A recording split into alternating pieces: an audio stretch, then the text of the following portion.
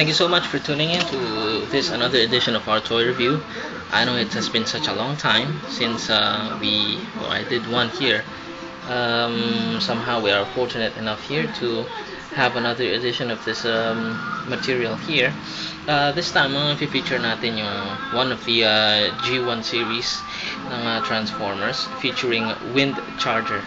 Okay, just to give you some background about this toy here, actually, na-score ko to for only 80 bucks, 80 pesos. So, and considering that this is a G1 character, masasabi kong medyo maswerte tayo ngayon.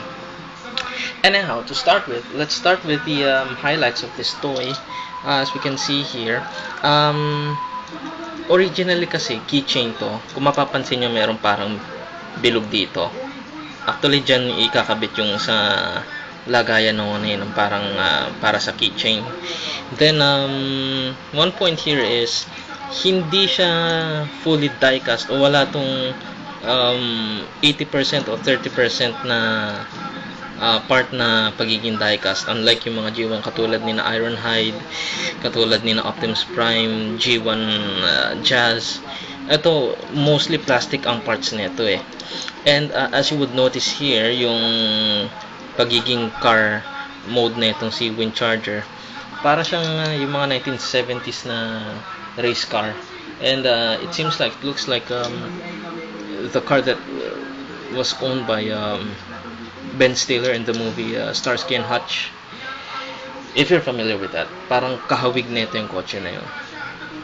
Lowlights, napansin ko dito, yung gulong niya medyo parang hindi proportionate doon sa supposed to be size na itong kotse na to. As you can see here, look at this angle here, medyo parang kitang-kita mo kaagad yung gulong dito, which is normally yung mga cars at this angle here, hindi mo kita dapat yung apat na gulong niya eh. And one more I have noticed here, although this is a G1 toy, yung gulong niya plastic. As we are familiar with, yung mga G1 toys natin, goma ang gulong nila. And yung Autobot sign, it's not hologram. Now, how to transfer this is plain simple. And this is one of the things that you can commend with the G1 toys. You see, 26 years ago, Hasbro has made a point na maging accurate as possible yung Transformers when it comes to transformation wise, Well, very simple.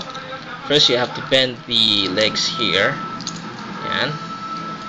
Sumama na kagad yung isa lang ang binibend ko pero sumama na yung isa.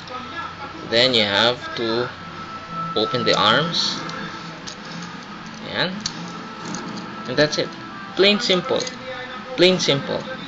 Earlier as I've mentioned, yung metal parts nito parang hindi masyadong marami. Ito lang, yung dalawang legs lang niya. Yan lang yung metal parts na masasabi mo. And of course, syempre yung tornilyo. Ano pa nga ba? Of course, yung bumper yan, metal part din yan. But as you can see here, typically G1 na G1 yung dating niya. No points of articulation, but for a toy collector, this is surely a memorabilia. Very nice. Well, that's it for us here in our edition of Toy Review.